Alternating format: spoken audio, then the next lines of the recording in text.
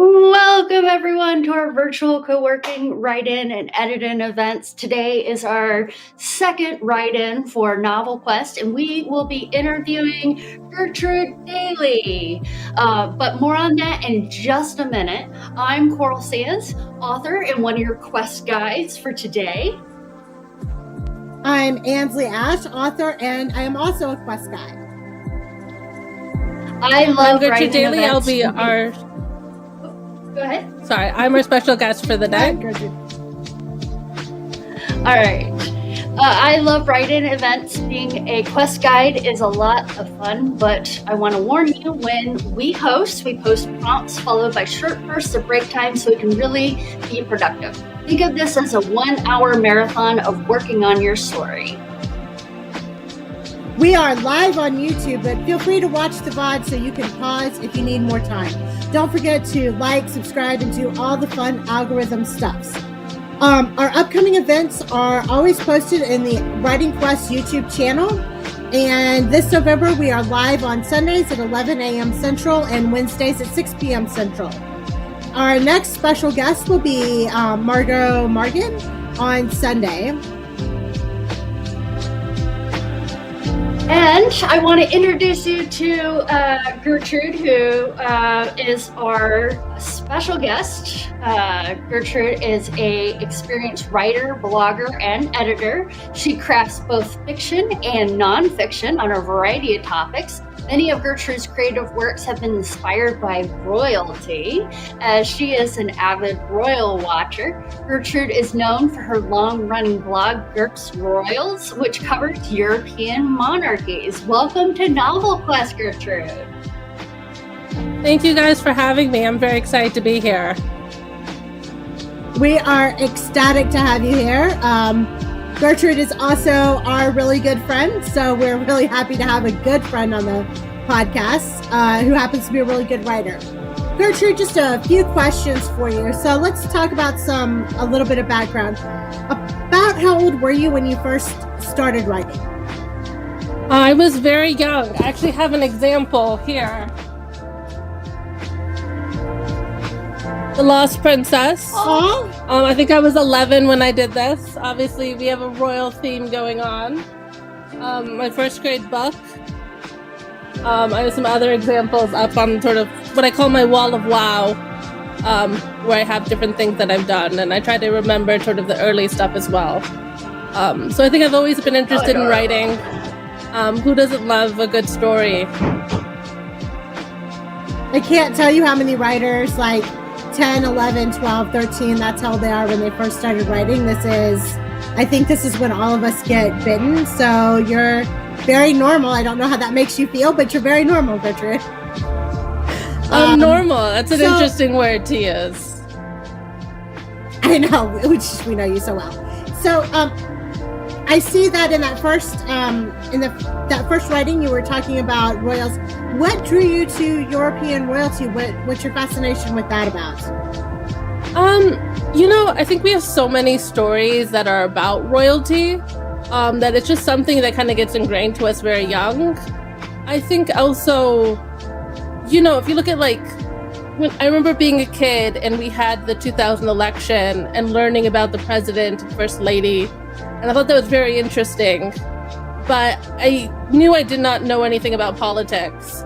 And the royal family is kind of like the first family, but without the politics, and they don't change every 4 years. You kind of follow their lives.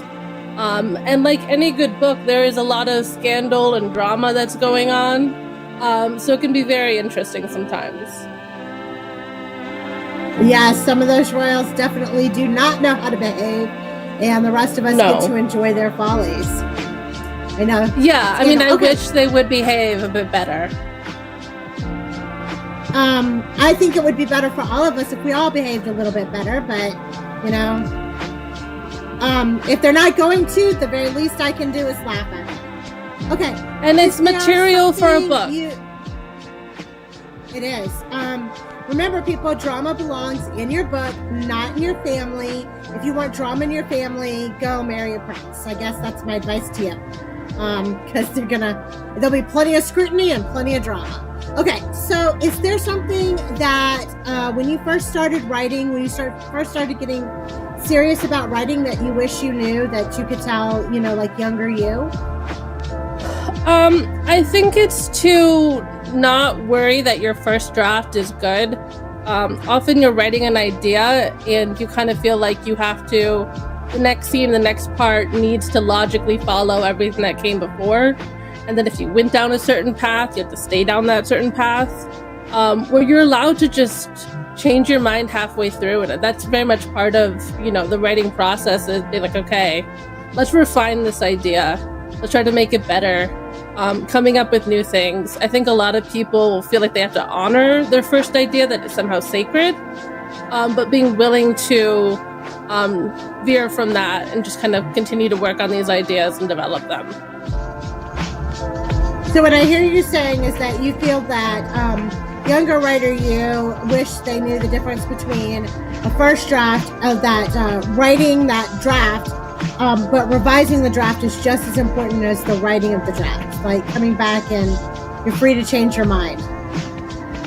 Yeah, I mean, and also just the whole process of creating that first draft. You usually start with the seed of idea, but what you end up with is going to be completely different. And you need to allow yourself to kind of make those changes as you're writing, and to try out different threads. Like, hey, let's rewrite this scene from another point of view. Or what if I moved it to this other place in my novel? And I think that is really where you unleash a lot of creativity, when you kind of try new things in your writing. That's amazing. I wish all of us knew that. Even some of us seasoned writers could maybe get a little bit of inspiration out of that. So what would you say do you find most frequently inspires your writing? Is it royalty or is it something else? Where do those ideas come from? I think you have a little nugget of an idea of like, ooh, this would be so interesting. And sometimes it is real royalty. Sometimes it's like a really interesting concept. Like my novel Quest novel this year, the Belgian royals have had a few illegitimate children. And Belgium's a really interesting monarchy where it's the only one kind of in Europe where illegitimate children can become a prince or princess. Normally you have to be married, your parents have to be married. So I made that an interesting kind of plot thing. Especially that's one of the things that kind of annoys me sometimes with books, is when they don't quite follow the rules of how titles work. Yet there are some really cool exceptions that you can take somebody who isn't a princess and make her a princess when you kind of reveal this paternity. I find that and do you find that in some fiction writing they tend to abuse certain things that would be like really narrow exceptions, maybe something that happened one time, but every fictional character has it happen to them, and you want to see more continuity in that, and that's what kind of inspires you to write some of these stories, is to get what you would like to read? Yeah, I've heard that when writers start writing, often they try to rewrite their favorite novel, and I definitely noticed that. I was a big fan of The Princess Diaries, but one of the things that irked me is that Mia wouldn't be in line to the throne because her parents weren't married, and that this was actually based on this real princess in Monaco, but the father had to legally adopt the daughter, and we just didn't see the legal mechanisms happen in The Princess Diaries. So I remember I wrote this novel that's absolutely awful, where I go into like all this legal detail of why it is she can become a princess. So I think it is good to kind of, if you don't see a book out there, write it. And I think it's good as a writer to kind of look at a book and be like, I would do things differently, and then go kind of do it. Not that, I'm telling Meg Cabot how to do anything, because she's absolutely amazing. But certainly some ideas for my own stories. Well, I like that you were like, oh, they did this wrong, and then when you retry to do it, you're like, and it turned out to be. I think most people, that very first novel, the first one you complete, like I've heard it just goes underneath the bed, and you're like, that was a then thing. So I think you're not alone in that. Yeah. Okay. So my next question for you is I understand you have contributed to several anthologies. Can you talk to our writers about what a little bit about what that experience is like, and how do you feel like it's helped your writing career? Yeah, I've contributed to a number of them.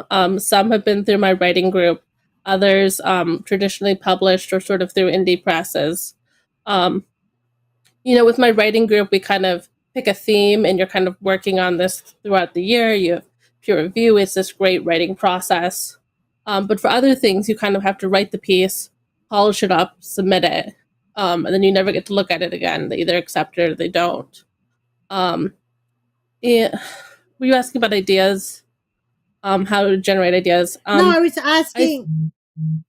Well, maybe yes, but I was also like, because those are two separate ways to contribute to an anthology, in the polishing. So I was really kind of asking, like, because a lot of anthologies are shorter form fiction. How do you know when to let it go? And did you? I guess what I was trying to ask is, and did you find like some of these short stories were a great way to kind of work on your polishing skills outside of a novel? How do you? I wanted to know how you feel like this experience developed you as a writer. And would you recommend it to Yeah, any writers that are out there? I think I would definitely. Um, I've attempted to write a lot of novels, and I always hate them and throw them out. They go underneath my bed. So I found short stories are an easy thing to finish. I'm not easy to finish, but it's much easier than a novel because they're much shorter. And that it's nice to have those little successes throughout the way. As far as when you know they're polished, I've tried this year to submit a lot of little pieces to a lot of things, and most of them have not been accepted. Um, so I think you never quite know. I mean, you hope it is. I think one thing that's always good is to kind of set it aside for a few days or weeks, months, go back and look at it, um, see if there's anything you can clean up. I think often too, you kind of need to think about what you're applying to and what it is they want and make sure you're meeting that criteria, because often you can have an absolutely amazing story, but if it doesn't check their boxes, it doesn't get accepted. And so sometimes when I get rejected, I'll look back at my story and be like, okay, does it meet what they wanted? If you have an opportunity to kind of read what else they've published, you can get a sense of what they were looking for. And sometimes too, just in hindsight, when you reread it months later, you see, okay, maybe this wasn't as clear as it was supposed to be. Often as writers, we have ideas in our heads, and as we're reading, we're filling in those gaps with the information we have in our head. But it's not always getting on the paper. So it's kind of making sure you get all that out, which is why it can be really good to have friends who are writers who can read your stuff. It's really good to listen to what they thought the story was. Um, yeah. Let's see if those two ideas meet. Okay, perhaps Gertrude, is there? She says loadedly. Is there an new anthology of yours that you'll have participated in coming out soon? She asks as if she doesn't totally already know. Yeah. So we have the Awakening anthology. We don't have an exact due date for that yet. We're hopeful maybe end of year, but it may be early 2026. This was a really exciting one to work on as a co-editor along with Ashley. Coral, were you editing on Ansley, yeah. that? Um, but what was great about this is that we have sort of both fiction and nonfiction. We had a number of people write memoir pieces, which is something we haven't had in our past anthologies with the writing journey, at least in recent years. And the theme was awakening, as the title would hint. And so a lot of people wrote about sort of There's personal awakenings. And there were a lot of really kind of touching, heart-wrenching stories. I took in a different direction. I wrote about vampires and that awakening, but it's a really great collection of a little bit of everything. I think people are going to find very interesting. Gertrude has the best story in there. I know. I've read all of the ones as an editor. I read all of the ones, and I promise you, Gertrude's is the best. Although there is one in there one author, I won't tell you who, but I read his story and he made me cry in a very good way. I was like, darn it, I was not scheduled to cry today. You needed to warn me that you could do this. I had not read anything as moving, but I thought he did a really good job. So there are some. Can there you are give some me very a touching hint ones in there. which story that was? I will text you who it was offline. Okay, because I probably read it. I mean, there are a lot of great stories. Definitely some that'll make you cry, some that hopefully will make you laugh. And we hope you guys enjoy them. And some maybe that'll make you angry. Yeah. And there's one or two in there that will make you angry. So it's a full range. Okay. And then, all right, some very light questions for you. So these are our last two questions for you. Where's your favorite place to write, and what is your favorite writing snack? I often I find getting out of the house is very helpful sometimes. So I love on Saturday mornings going to my local Coney Island. I'm there early, no one's there, you can sit and write for an hour and a half or something. So I'll often do that over an omelet.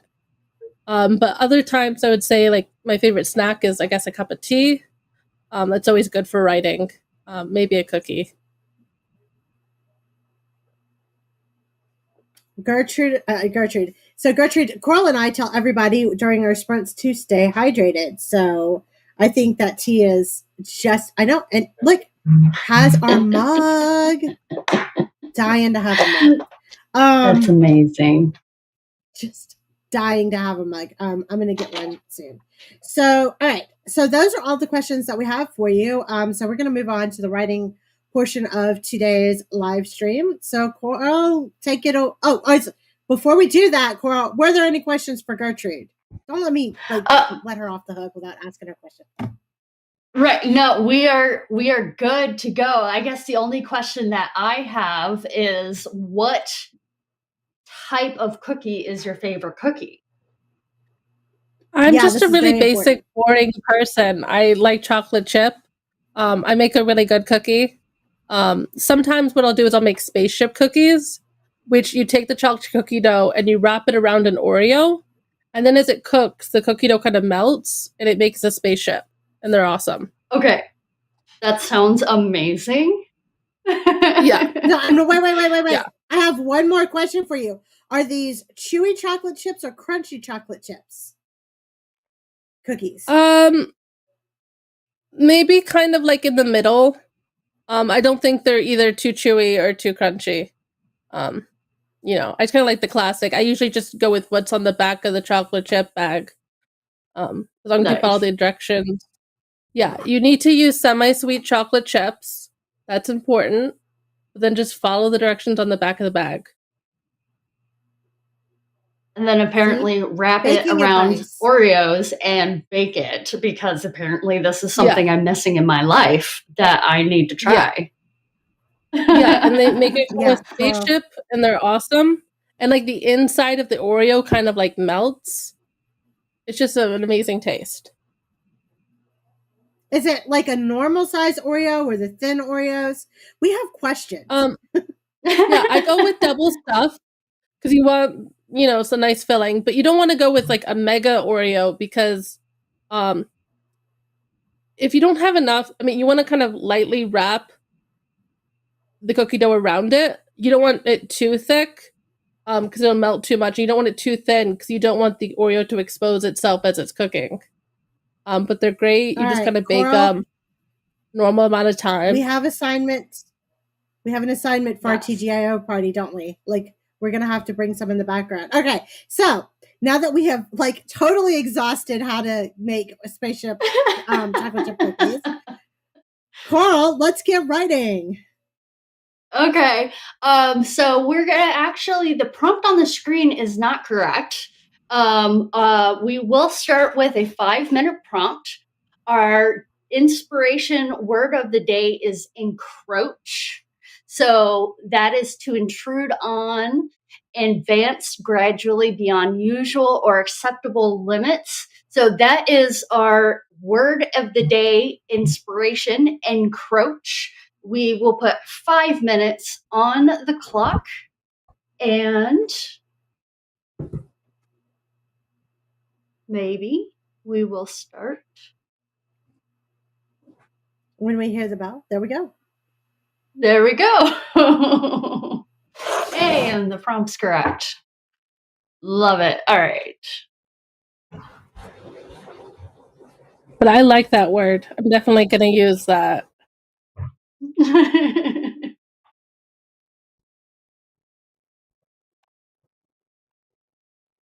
Although I see that it says 2 minutes on the thing. Can we update the timer?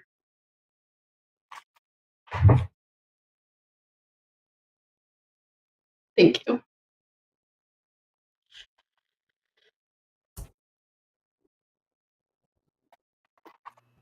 We're live. What's live streaming without a few glitches, right? This is how you know we're honest and we have integrity with you. Things just go wrong. And we are thankful this is not the day that Ansley's internet kept, cutting out in the middle of the interview. Like it did last year. There we go. All right, we'll see you in 4.5 minutes. All right, 4.5 minutes. Let's do it. I just want to point out, you can see the typewriter in the background. I love it. Gertrude got a typewriter, just like the one from the graphic. 2 typewriters. Amazing. You can never have too many.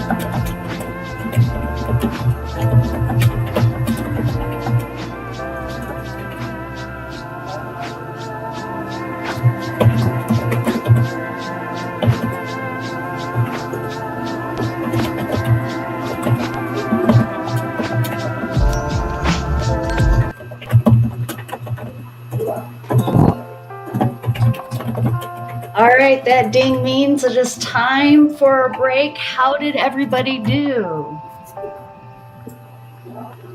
I think I did pretty good. I got the word encroachment in there, I think twice. Nice. How many words did you get? I got 122. What about you, Gertrude? 99 words. Documents, so. Yay! I got 99's pretty good. 103. Oh, we are so nearly tied, Carl. That's like so unusual. Very proud of you. Yeah. We're all really close together in that 100-ish word range. So like, yeah, I love it. Deal. You did great. We're inspired. What was encroaching on your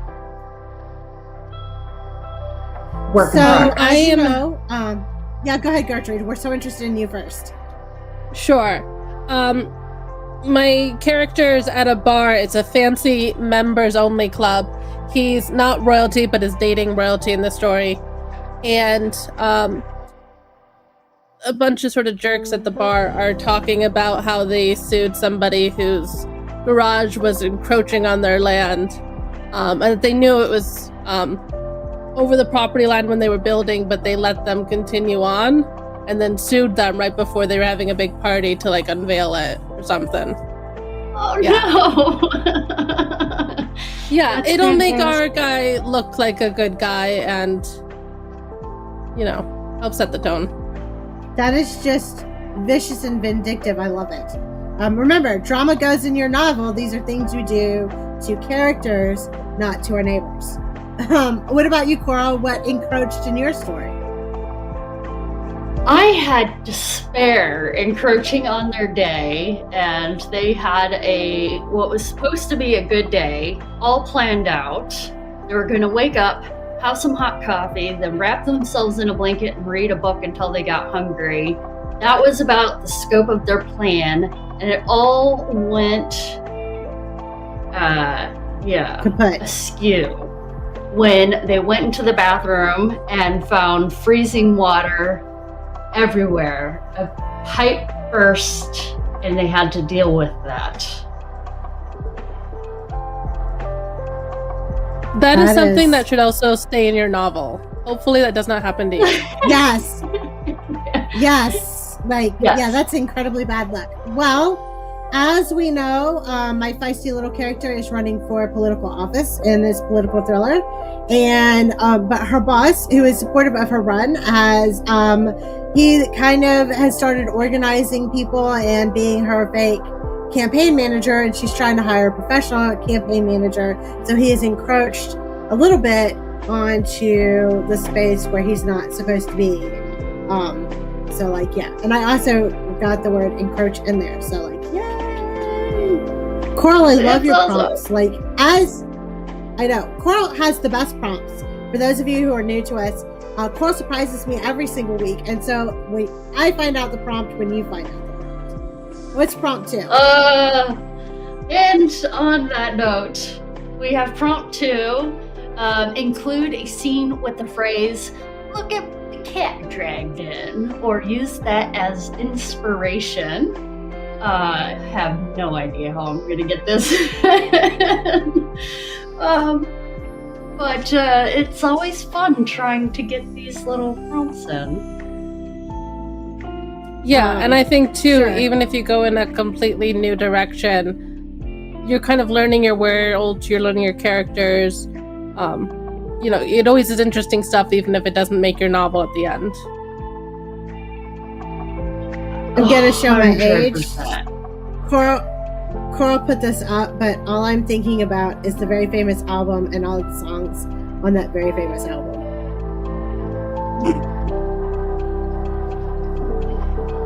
But there's a very famous album by this name, by heavy metal. by Is it a hair really? band. A hair band. Oh. Yes. No wonder I don't know it. I am not a hairband listener. All right.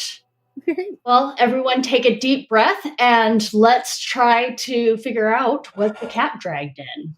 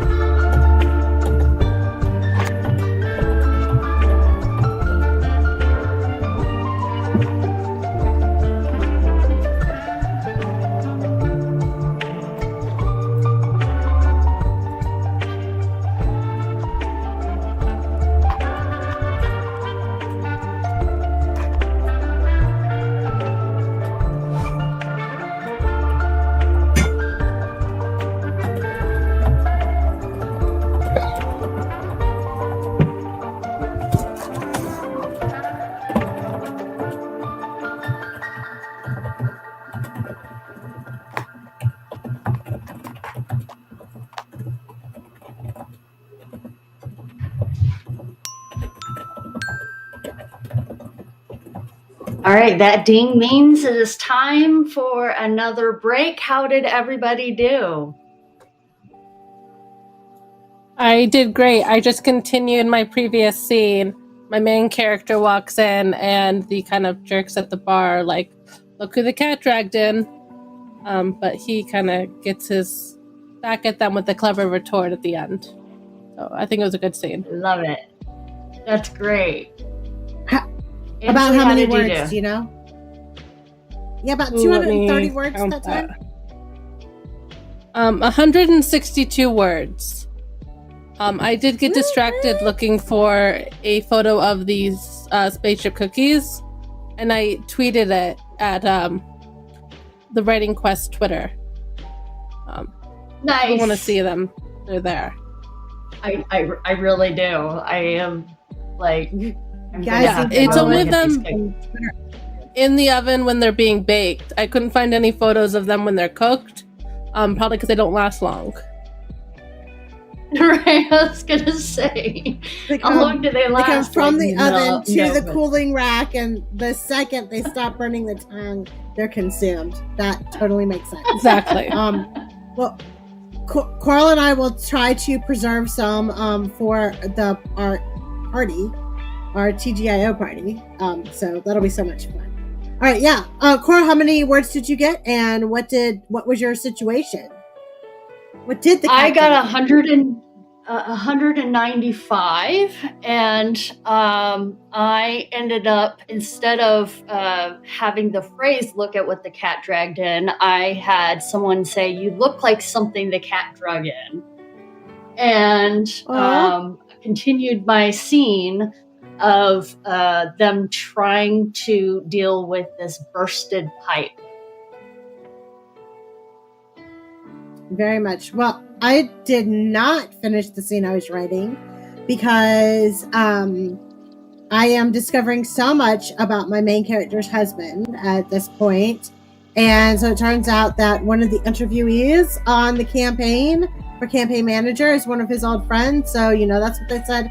The first day that, that guy walks into the room, it's like, hey, look what the cat dragged in.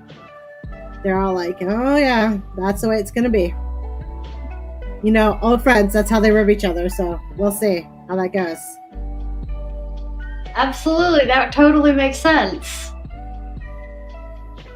Also going to make it painful when the fight comes later and they disagree on some stuff, because that's in the plot notes. Yeah. And it's sometimes, there's a lot of interesting dynamics when you work with friends. Often you're not as polite as you would be with strangers, because you can push their buttons and you know what buttons there are to push. Buttons are fun. But also, like, I think there's also an expectation that your friend is going to agree with you, and it can be very painful when there is a disagreement and you expect it to agree. So, I think I get a little bit of both. I get both sides of that, by having this way. So this is tons of fun that I'm having in my Novel Quest novel. So, yeah. Next prompt. The prompt on the screen is not correct. Yeah. So our new prompt is write a scene where someone is withholding a secret.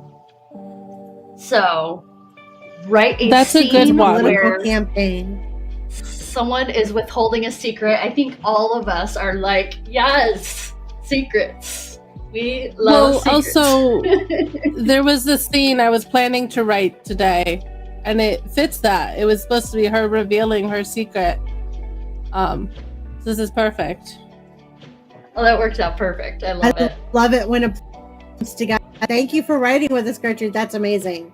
I also know what secret my character has withheld. So I also know what secret I am going to go with, and so this is going to be a good one because I have to figure out how to write the scene, and I don't know how I'm going to do it, but I know what the secret is, so that's important. It's one part of the I know how it's being written. Hear all about it, Coral. All right. So let's dive in. 10 minutes on the clock. Let's go.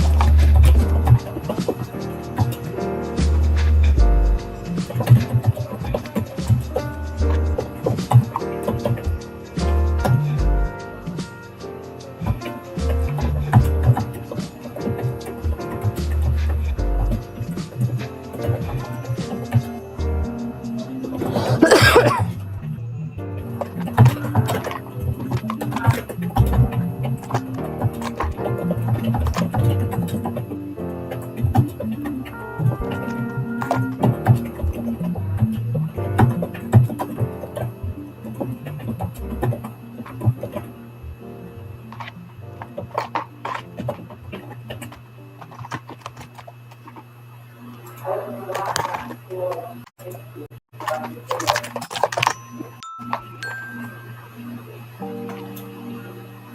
right, that ding means it is time for another break. How did everybody do? I got 245. What about you, Gertrude? Let me see. 200 exactly. I am just under that with 195. Okay, so let's ask the juicy question. Are we sharing the secret? What's the secret, or do they have to buy the book to find out? I think I can say the secret. In this scene, she's living in New York with an American boyfriend, and she's never told him that she's really Belgian nobility. So she's kind of going to reveal this secret to him before they go off to Belgium, because she's been kind of called back home. He thinks she's pregnant, and that's what the secret's going to be, because he knows she wants to tell her something. So it's kind of on both sides. They both kind of are anticipating something, and, you know, it'll be good. That's awesome. A good mismatch. What about you, Ansley? We're at the point where our first scandal is going to drop in the campaign, and the character's backstory is she has had an affair with her opponent. Ooh. And she maybe did not tell her campaign manager that years and years ago she had an affair with him, and may or may not find out when it hits the newspapers. And scandalous. And I think that's interesting too, because it's her competition, and it like also kind of hurts him maybe, but just kind of really throws a whole wrench in the whole idea. This is someone you're supposed to hate, the other side of the aisle. Well, so this is the primary. So for all we know, this was leaked. Okay. Opposition were leaked by somebody on her side of the aisle who wants to damage both of them. Oh. We'll figure this out in a little bit. Yeah. It's the way Oppo research works in the primaries. Fun times. Yeah. I mean, and also interesting too, like maybe it hurts her because she's a woman, but with him, that's fine, you know.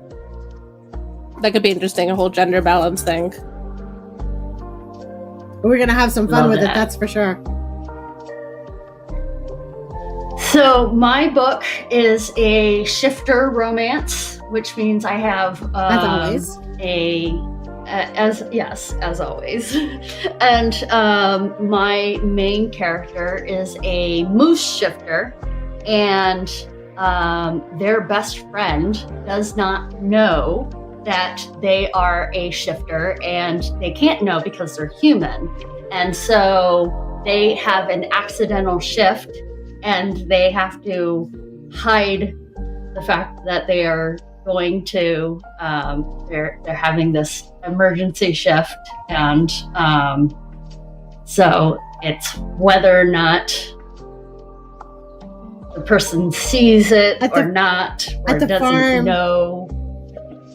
At the farm, the viewers can't see me pearl clutching for you. I'm so intrigued. I mean, and mooses are so big too. Like, how do you hide that?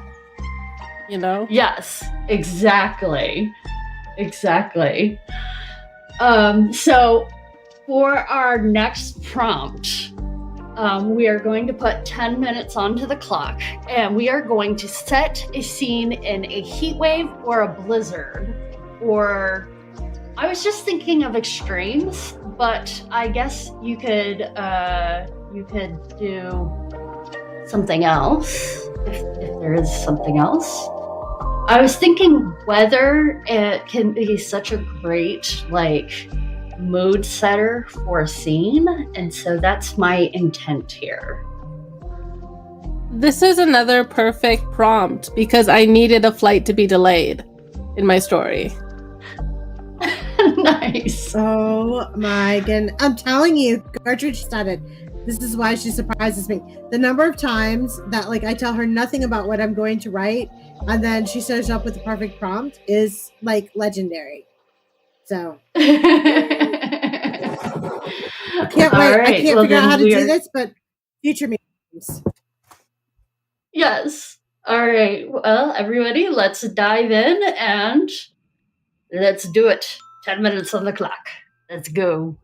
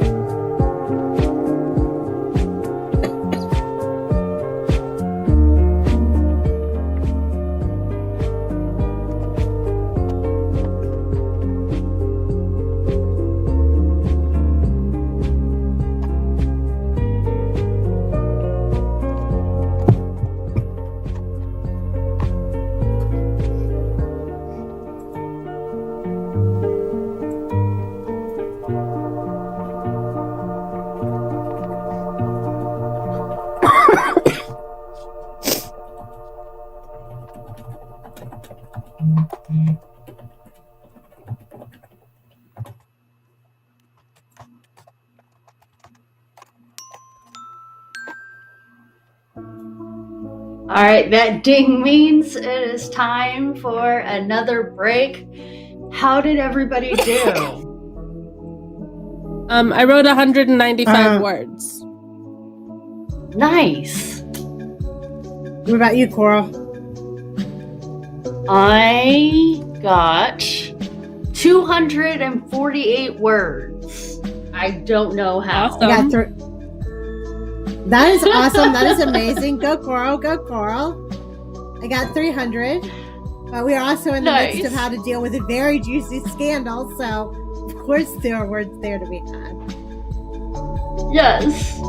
I was in the middle of my moose is they see the moose being shifted, but they don't know it is a shifter. And so, but the shifter needs to shift back into a human in order to get home, but cannot because they're in the middle of a blizzard. And everybody is gawking at them because they see a moose in the backyard. The moose! Wow.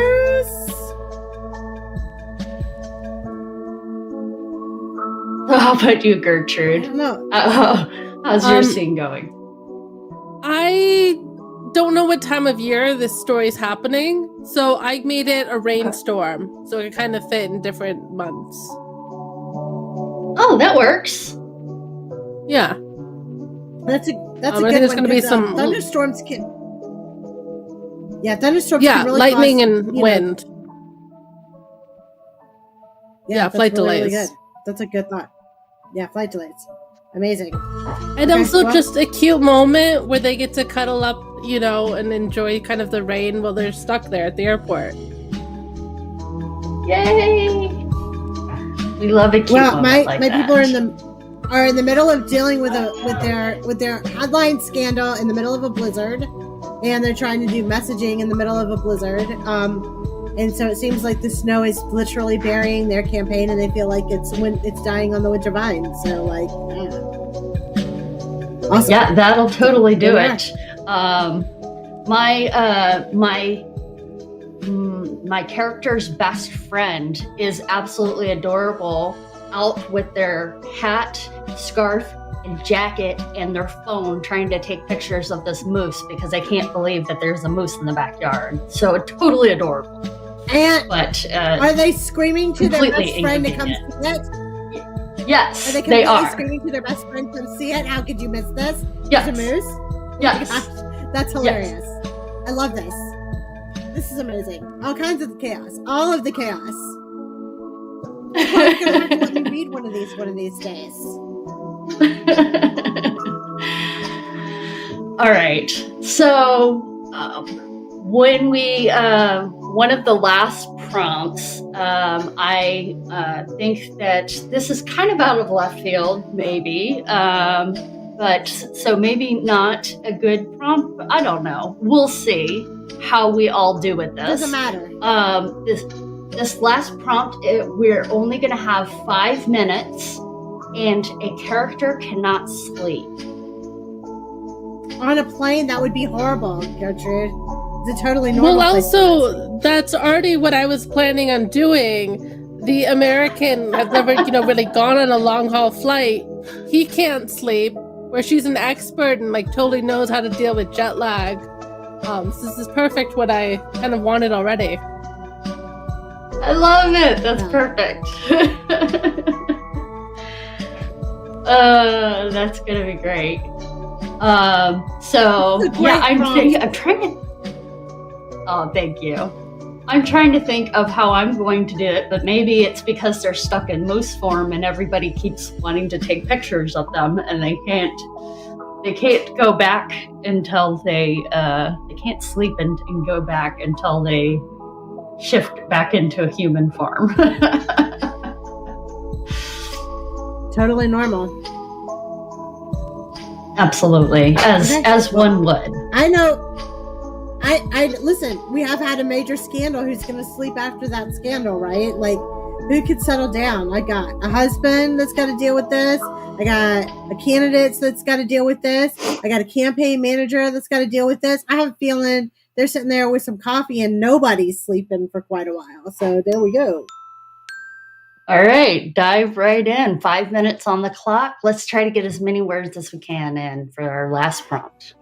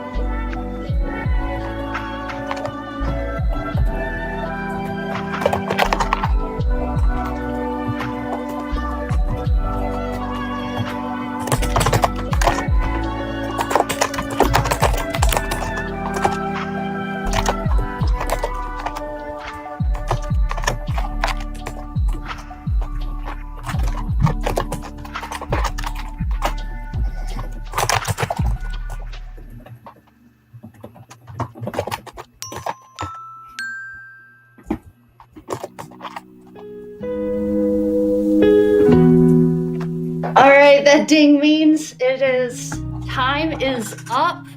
Fantastic work, everyone. I want to remind everyone that our next event, we are streaming Sunday, November 9th at 11 a.m. on the Writing Quest YouTube.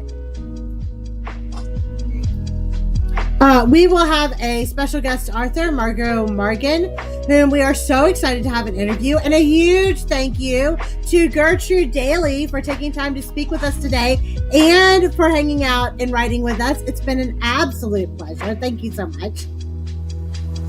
It's been great to be here. Thanks for having me. So and we're going to have put the links to their Twitter. Yeah. In the description.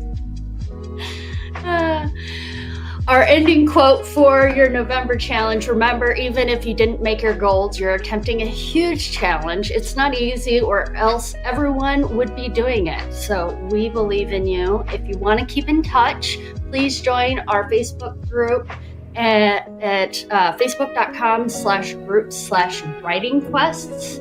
And we're writing quests on all of our social media. Again, huge thank you to Gertrude. Thank you so, so much. And before we go, we must me. thank our amazing producer. Yeah, we're so happy to have you here. Before we go, we have to thank our amazing producer, David McGinnis. We couldn't do any of this without him. Thank you. Thank you.